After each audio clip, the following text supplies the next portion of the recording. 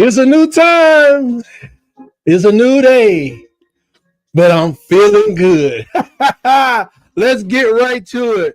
Right here on Around the Herd.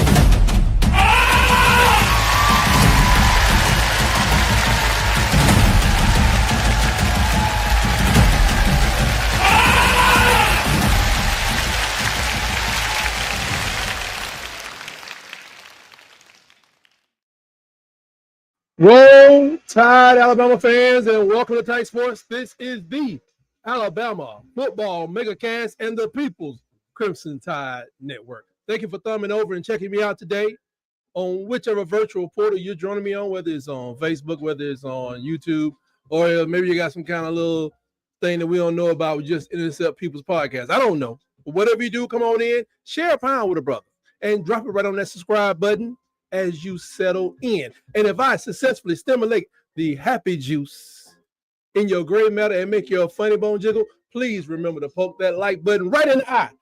Let the algorithm know that we still carry on and we're moving forward. Who is this guy? You may ask. Who is that fellow with the good crop of hair? Oh, I'm glad you asked. That is Taden Kawa. Taden Kawa. Oregon, Utah. The latest recruit for the University of Alabama's class of 2026. That's right, a quarterback. The second quarterback to go along with Tomala. Oh, it's going to be about a Jet Tomala from, I think he's out from like Iowa. It's going to be a battle. Can you imagine? You don't know nothing about this guy. I'm going to tell you in a second. Can you imagine?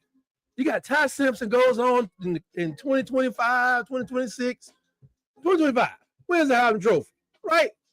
He gets out of the way. And then Austin Mack, somehow, he beats out Keelan Russell.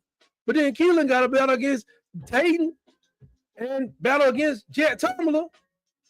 Oh, loser hit the Porter match. That's all I'm saying. It's going to be a competition at that position that I never even expect. These guys are highly touted. But back to the man of the day who just committed to the Crimson Tide a couple hours ago, Tayden Kawa is 6'3", 200 pounds of alpha energy. That's what they said, alpha energy. And I saw him running the ball. The boy, he got skates on. Anyway, more on that. He has a rocket arm. He has a sprinter's legs. Not just saying he fast. The boy is actually a sprinter. Got the mindset of a quarterback who knows. He knows he's better than everybody else. That's good. He's a 4-star by most people's account. He's a gunslinger. You know, he's a gunslinger. He's a playmaker. He's a problem. He's a prototype SEC quarterback. Athletic, elite athleticism. Cold-blooded accuracy and zero fear. Zero fear. Yeah. Last season, 3,087 yards, 31 touches, and 672 yards on the ground for 8 more touchdowns. The man was carving up defenses like, like his name is Jason Voorhees. He didn't care. He was carving them up. Freddy Krueger, he was cutting them up. He was putting it on them. Said he has sprinter's legs. 10.91 in a 100-meter dash. Any 10-second people in the house that can let us know how fast it is, because I ain't never run that fast in my life. I don't even know if I've driven that fast without getting a good head start on the interstate. I don't know if I've ever done anything at 100 meters that lasted for 10.91 seconds. That's a lot. That's fast. That's neat. First team, 5A, Elite 11 regional invite. He's explosive, dual threat guy, leadership, charisma, ridiculous poise. I will say that. Now, I know they don't hit in high school like they hit in college, but I heard it still hurt. The man stands in the pocket. He takes the hit. He brushes off. I very rarely saw him hit the ground when he got hit because he's a big guy. Has that pocket awareness, is almost instinctual. Breaks down plays. He can extend plays with his fetuses. Yeah, he uses fetuses. He trusts his teammates a lot, so he will put it up in there. So they're gonna work on his decision making. But man, when I say he hit these seam routes, he hit a lot. Their offense seems really vertical. When it was people in the seam routes, he would hit people right in between 2 defenders. I don't care how fast they're running. I don't care who you're throwing to. When you throwing into a possible double team coverage and it's like the ball lands only where it should land, that takes work. That's talent. Not everybody could do that. Now, they're saying Alabama didn't just win this one. They snatched the future star right off the West Coast's porch. I told y'all. Kalen Deboer'S just rolling up on people like, you gonna eat your cornbread. Now, y'all watch the movie.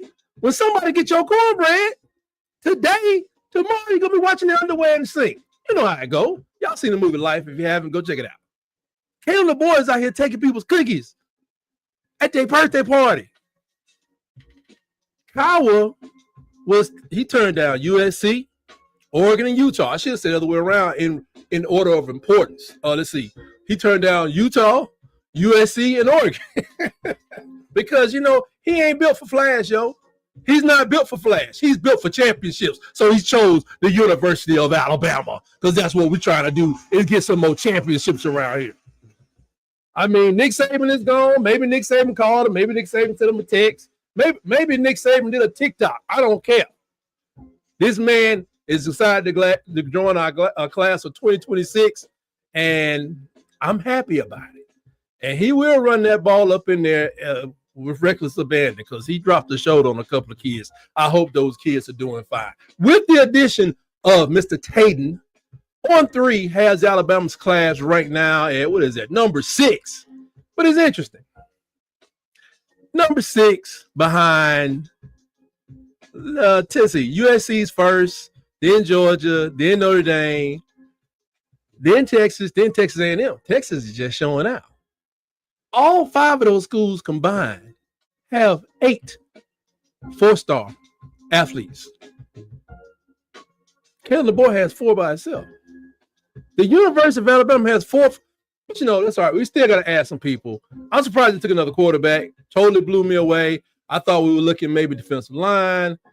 I thought maybe we were looking at, got running backs, got receivers, another offensive lineman, and we still got space. We got space because Alabama has 20, while those before Alabama have 31 for USC, 30 for Georgia, 26 for Notre Dame, 21. Texas still got a little space. 26 for Texas A&M. Now, it could be that Caleb Deboer may kind of shut it down and just keep the class small because we got a lot of seniors this year, so we need to re-sign a lot of people. I think I heard him say at the SEC Media Days, which we'll get to in a second. I think he said he had 17 seniors on the team this year, which was actually more than a couple more than last year. So may need to just save a couple spots to next year because this class is loaded. 24/7 has Alabama ranked 4th behind USC with 30, Georgia with 30. USC has 31, Georgia has 30 commits, Texas A&M has 26 commits, and Alabama has 20 now. But it's still weird. This rating service, 24/7, has Alabama with 5 5-star football athletes. But the teams I just mentioned, USC, Georgia, and Texas A&M, they have combined 4. But we're ranked number 4. They have 4. We're ranked number 4. But I think it's going to make sense to somebody. But I just don't like the logical math. Just doesn't add up for your boy right now. Let's get another championship, or win the SEC, or get another championship. And I think we'll get back to that respectability that everybody demands at the University of Alabama and fans of the Crimson Tide. Now, what I want to get into now, just do a little brief recap. I'm not going to hold y'all that long. Brief recap of SEC Media Days held in Atlanta, the Omni Hotel, and College Football Hall of Fame. All the coaches spoke, and they talked about some topics that we may not be aware of. I just want to go over a couple of key moments to give you insight on what they talked about. They asked coaches to weigh in on the expanding format. Everybody was like, yay, more games, more money they have to find to keep players in. But interestingly enough, Eli Drinkwitz, the current coach of Missouri, proposed at the podium a 30-team playoff. Do I have a boo button? I just laugh at it. Let's just laugh at that dude because that is ridiculous. 30 teams, but and then he went on to say, I think he was saying like he envisions that the SEC will have 8 representatives in a 30-team playoffs. Not so fast, Mr. Drinkwitz. If you look at the predicted order of finish that they voted on after the SEC Media Days, they have Missouri at number 12. So even with Drinkwitz's 30-team proposal, he still would not make the playoffs. It's just funny to me.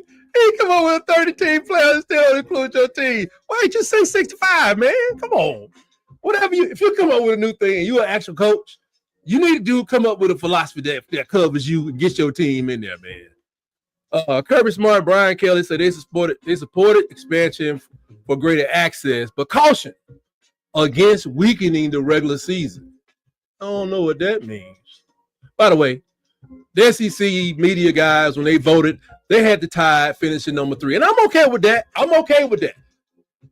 I'm okay with that because I'm telling y'all, these people should be worried. More on that later. But number 3 is all right. If we finish number 3 in the SEC, that gets us into the playoffs, which is another step in the right direction for Coach Kalen DeBoer and our folks. Now, a lot of the big-time media was at that thing. They voted us number 3. But when I went over to SEC Unfiltered, and what's this other place? I went over to, there's another place. They had Alabama finish number 1. That's because somebody been paying attention. I'm trying to tell y'all, don't get overconfident. Don't get arrogant. The potential, the playmaking, the players, the philosophy, the offense and defense is in place. Our biggest weakness is actually going to be, as Coach DeBoer highlights, it's going to be a special team. I think all the special teams are brand new. I think 3 on both sides. Kick returner, punt returner, I think the punter, long snapper, field goal kicker, and a holder. Everybody brand new. None of them ever done it before at the highest level. Expect mistakes there.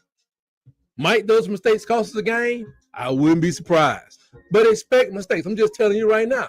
But everything else may be operating on that 99.7% efficiency. I just made that up, but don't know what it means. But it's going to be lit. It's going to be lit. Oh, let me see. Defensive false start enforcement. I don't know if y'all seen this. They say if the referees and people have complained and they want the false starts looked at. They want the ability to lead the field. They want you to move in an athletic manner. There's a lot of subjectivity in it. But I do like the fact that the false start by defense is going to be looked at, because sometimes a defensive person can go from here to here with their hand placement or whatever. They can change their hands placement. They can shift over a little bit. But I just think along the line of scrimmage, if the offensive line can't move, I never understood why the defense could move. Because sometimes that movement comes at your face. If it comes straight ahead at you, they may call off encroachment on defense. But some of that movement, you can shift the line down, and it just throws off the offense. They're trying to listen to their quarterback. They're trying to execute, and then you got all this movement in front of you. Like, when guys run up in the gap, and linebacker or safety is leaning over the ball. They say they're gonna try to nip that in the bud. So we got to keep people on the right side. Let's see. They talk about revenue sharing. I ain't gonna get into that. It's a lot of money. Greg Sankey said it was a shift. It's a transformative shift in football. It's not a cure-all for everything, and it's an early miles of the marathon. I keep trying to tell people this. NIL gonna shut this down. Greg Sankey is saying all this stuff we talking about right now. If we were running a marathon like my awesome classmate Argenta, these are the first 3 miles. You know what I'm saying? It's probably more like one of them ultra marathons. She be doing 100 miles. We probably on mile 7 right now. NIL oversight. Everybody's concerned because they're out there doing these deals. They're doing these deals and nobody knows what they're supposed to be doing, but what they know how to do.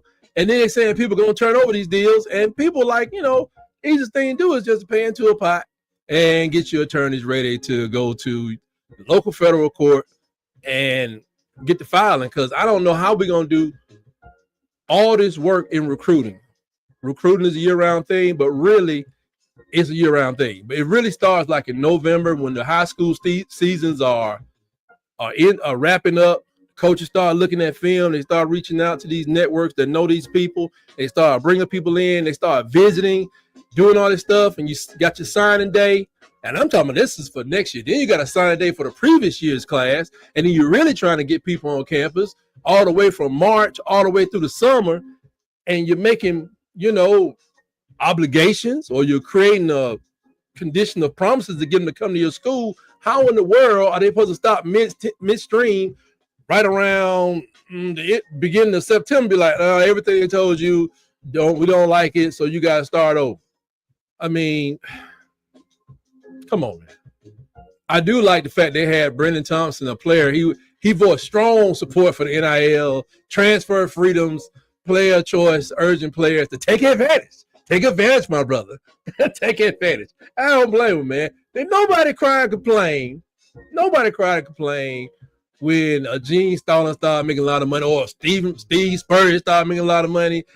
Nobody even protests. I mean, I know probably teachers inside of those state education systems was like, "How they making that much money? I make this much money as a teacher." You gotta ask the question.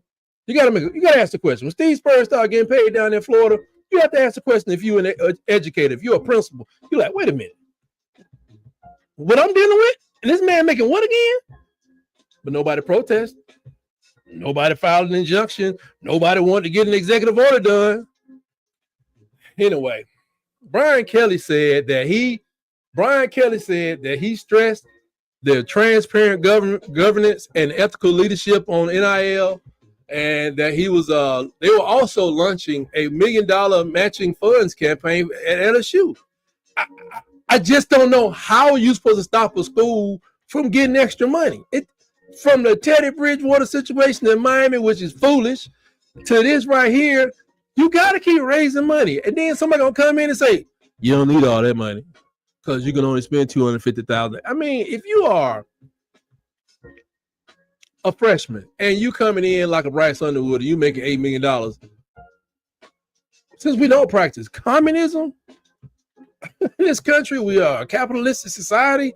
How do you tell a young man he's not worth $8 million to somebody if he got the check to prove it? How? And reports are going back up to that man made more than $8 million. They're saying it could have been 12. He ain't played the game. How is he not worth it if he got the money to show for it? His name, image, and likeness garnered him that money. But Kirby Smart, he warned against the comfort amongst players, advocating for fire, passion, and energy as the cultural pillars to resist transactional mindsets fostered by NIL wealth. Well, he wants people. This is what they're going to have to pay these people to be professional. I'm sorry, it's hard to probably get 17, 18-year-old people to be that professional. But I think majority of them will do what it takes to get that money. Look at the news. People are doing a lot worse things to get a little bit of money and end up spending a lot of times in jail. They'll get it. Give them time to catch up with you, Kirby. We want to have that passion and all that stuff, but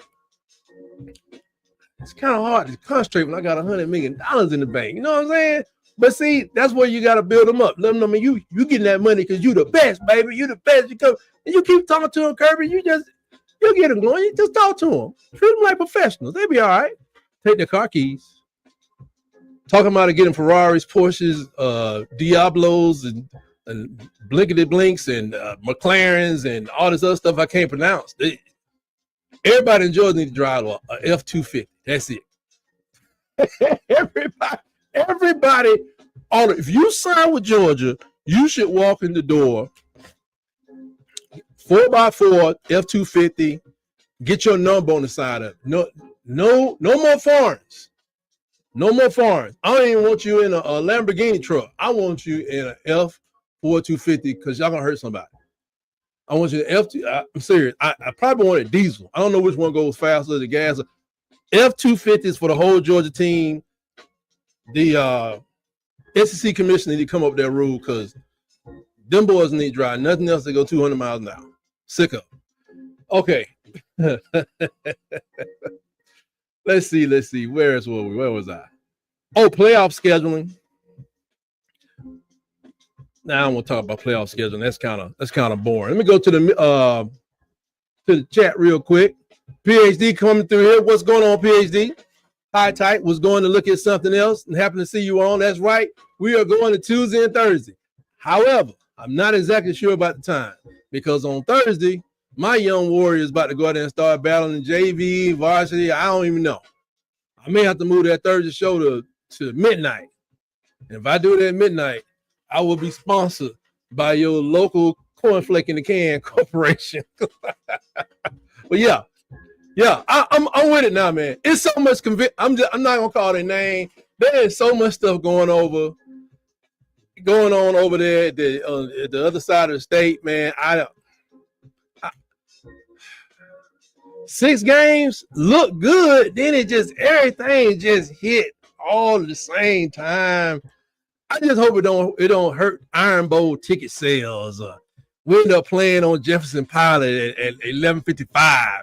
Iron Bowl brought to you by Jefferson Pilot. You know, I hope I don't end up playing the Iron Bowl. Oh, where's it? Play the Iron Bowl on a Wednesday at about 7:00, because it's just like, man, nobody will see that. I mean, I'm just hoping that the Iron Bowl just is not impacted by what's going on over there, man. Let's see. AU, it's me said, what's going on? It's me. He said, AU fans are silly. Freeze knows he's done, and he's going to get paid win or lose. Is it true? Why he going to work? Too late for him to have a great career. Coach, it's me. You got to bring in American exceptionalism. You know, the comeback power of the American. No, it doesn't apply to Hugh Freeze. that man a scratch golfer. Let me tell you something. My wife had to send the FBI to find me. If I was a scratch golfer and I had access to, I don't know, $10 million,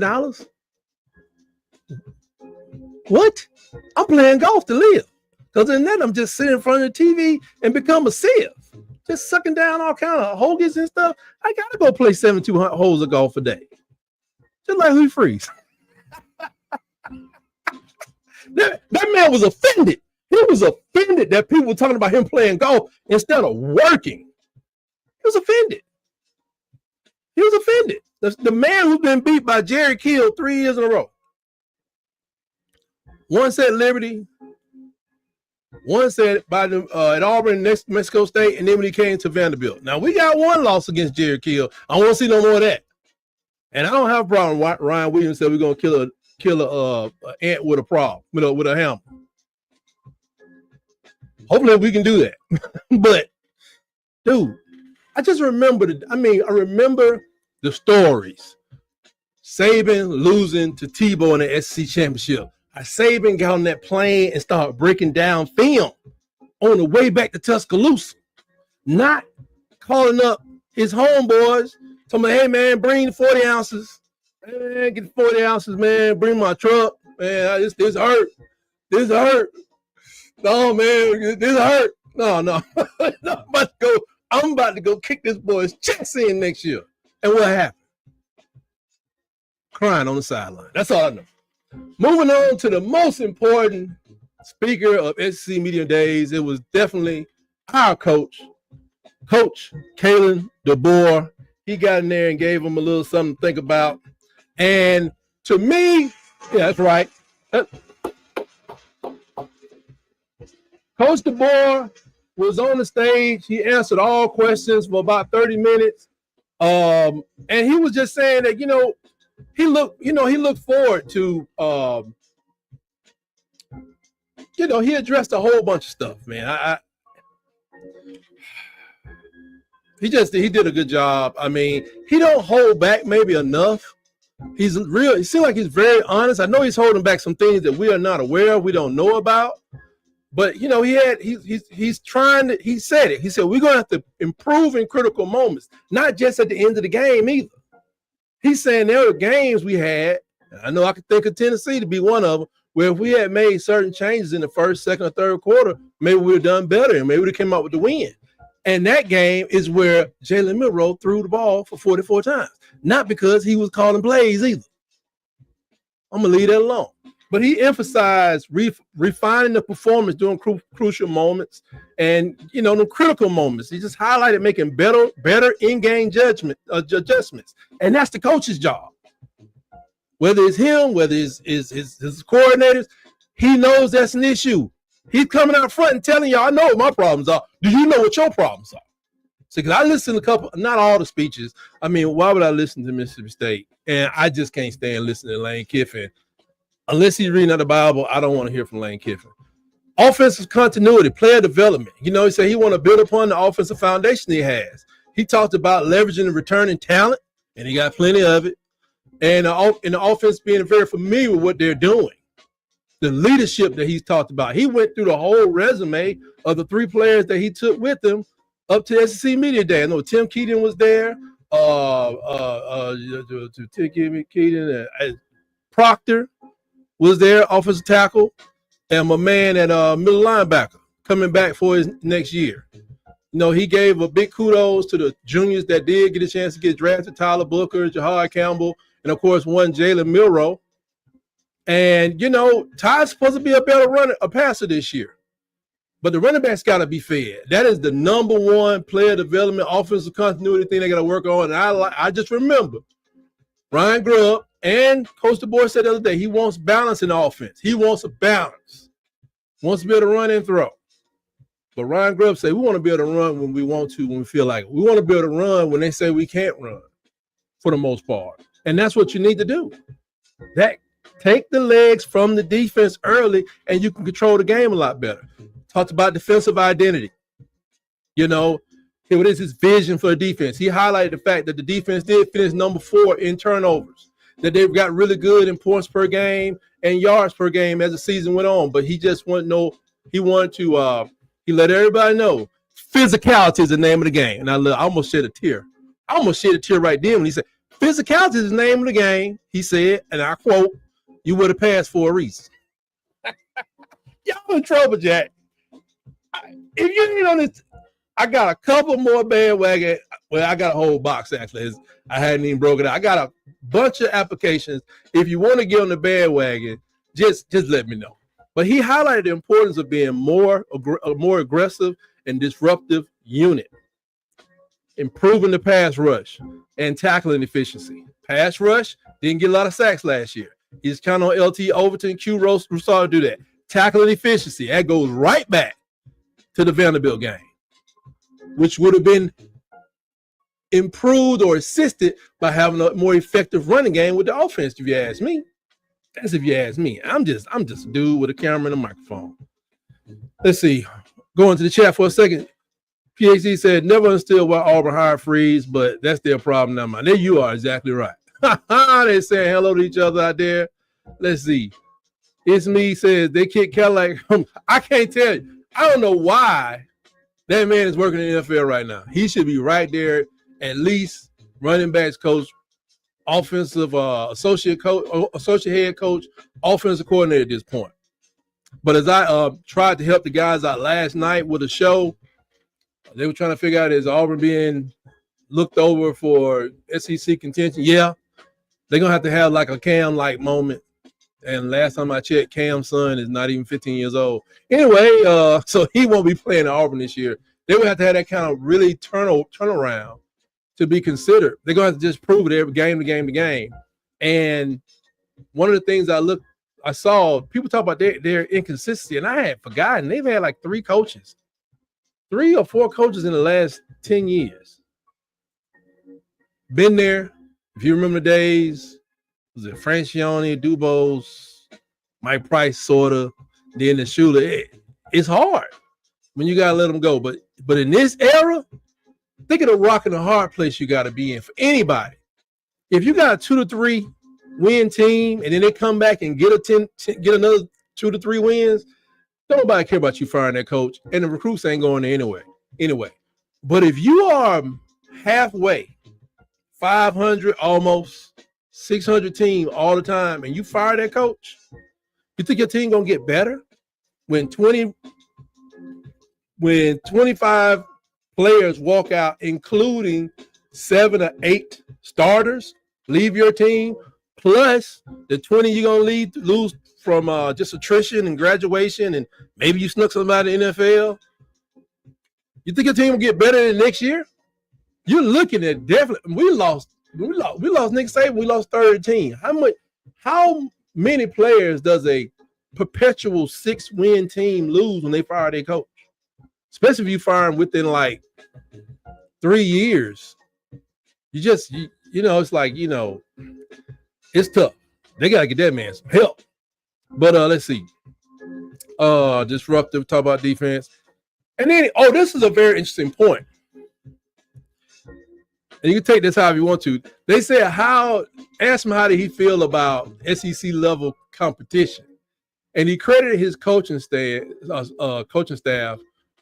with being the staff having good experience and being detailed at opponent analysis. And then they're getting better at building a customized game plan per opponent.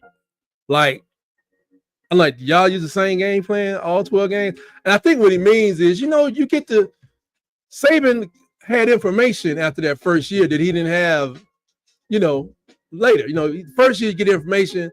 2008, you start hitting people across the head. 2009, you have to figure out, coaches have their tails, the things they're good at, things they're really, really good at. And then you have to go back, take that stuff to the lab and figure it out. So it seems like our guy, Deboer, Ryan Grubb, they're customizing their playbook, by the plays from last year and knowing how to use the film and not falling for the okey-dokes, and he's going to get better than that. So, it just seems like we won't be throwing the ball 44 times against Tennessee. I just get a good feeling that even though I think Ty Simpson is he better be a better passer than Jalen Milroe. Or what are we doing? We will not be throwing the ball 44 times against Tennessee. It talks to him about leadership and culture. He spoke about instilling the standard of accountability and excellence. And that's where they get into that, like coaches speak and all that kind of stuff. And I loved it. I loved every minute of it. But what I did, I went out to not a Texas podcast, not a Florida podcast. I went out to some Southern-based, some Midwest-based podcasts who talk about the SEC just in passing. I just typed up, SEC Media Days, and I looked at the people who they don't even play Alabama. I looked at some podcasts, and I wanted to hear what people that have nothing to do with the SEC, other than the fact they're doing sports. They want to listen to ESPN, of course.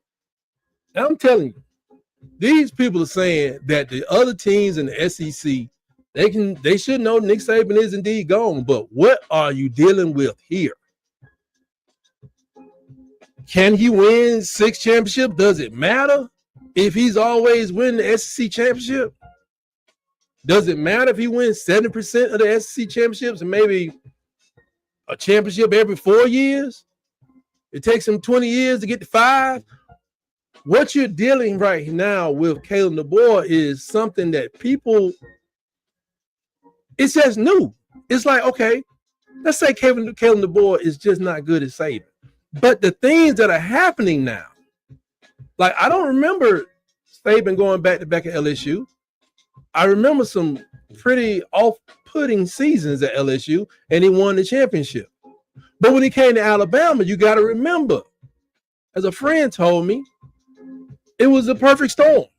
You got tradition and fans and culture, people that really care. You have athletic talent. Then you had a coaching talent.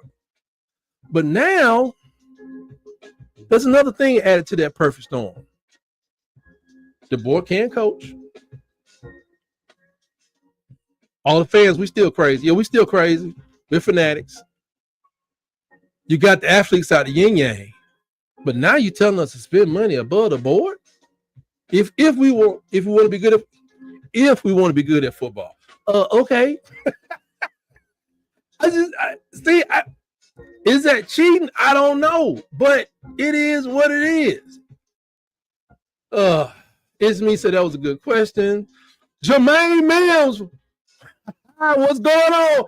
Hey, Jermaine Mills, well, you need a medal, a trophy or something. You be giving all them people all kind of fits over there. They don't know what to say to him. He said, collectors are back, baby. August 1st is a hoax. I just don't know why are people more successful than I putting all this money in one spot then? Whether it be your favorite university, why are they still working? And then people talking about that, NIL go gonna shut that down. Okay. But until then, we're gonna keep collecting this money. New collective news is breaking today, and it's not good for Burn. Oh man. Woo! What's next here? We got it's me say it. So I'm late to the game today, Jermaine. I ain't see nothing new, but Jermaine says I just came in after reading articles on 3 and Rivals. I'm gonna check that out. Let's see. Never heard Saban blame players either. Yeah.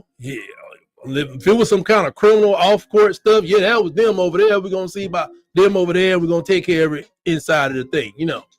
It's coaches that come out and blame players for losses. NFL or pro is weak, man. I mean, even like I said, somebody was making fun of Dwayne Rudd, if y'all remember him, went to the Cleveland Browns and end of the game, he took his helmet off, and everybody in Cleveland still mad at him because it was like the first playoff win they could have had in big in the years. I'm like, but why didn't he win the game earlier though? Why is it that play cost them a chance to play first time in the playoffs? Why was it that play? You can't just say one play all the time. You know what I mean? I get it. It's obvious faux pas. But why y'all went up by 15? Why are you struggling to win by 3 or 2 or whatever it was? So blaming players is like, and forever and a day, I could have sworn football was a team sport. So I just, you're right, it's me. It's me said, tight, we need to move past freeze drama and start talking about Kiffin era at the bar school. Oh, hey, I guess so, because Ole Miss is kind of a fetal program for Auburn. You got Senator Tubby. He came from over there too, I guess. I think they'll make the offer, but he won't take it. That's what I think. I think they will make the offer, but he'll be like, I go over there, man, we'll stay here. Because Oxford is nice. Oxford is nice. I'm not going to say it's nice in Auburn, but it's nice. So why would I go over there when I know I don't have to play Alabama every year? Huh?